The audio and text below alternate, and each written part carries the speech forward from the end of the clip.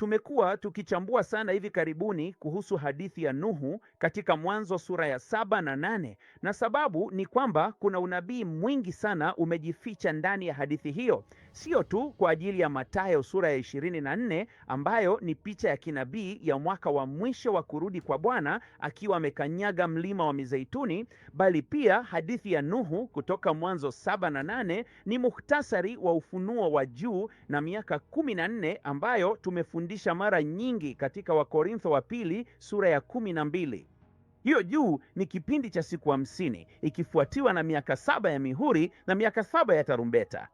Sasa katika ile ya mwisho niliwaambia kwamba kuna fumbo limejificha kwenye maneno ya Mwanzo sura ya 8 linalofunua hili fumbo la 7 na 7 kwa siku katika Mwanzo sura ya 8. Katika Mwanzo sura ya 8 mstari wa 7, mstari wa 10 inasema njiwa alikaa siku nyingine 7, na katika mstari wa 12 inasema tena alikaa siku nyingine 7. Hii inahusiana na miaka 7 ya mihuri na miaka 7 ya tarumbeta, lakini ni ile ya kwanza tu kwenye mstari wa 10 ndio neno lililotumika ni alikaa, sio kusubiri na kuwa na subra kama ile ya pili inavyomaanisha.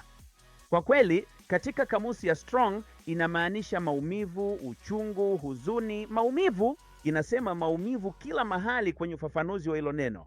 Kwa nini hivyo? Kwa sababu inatuonesha kinabii miaka 14, siku 7 na siku 7, miaka 14 ambayo inaanza na mpanda farasi mwekundu wakati vita kuu ya 3 ya dunia itaanza na uharibifu wa Yerusalemu. Maumivu na huzuni vinaanza. Ninaomba ikubariki. Kwa sasa, kwaheri.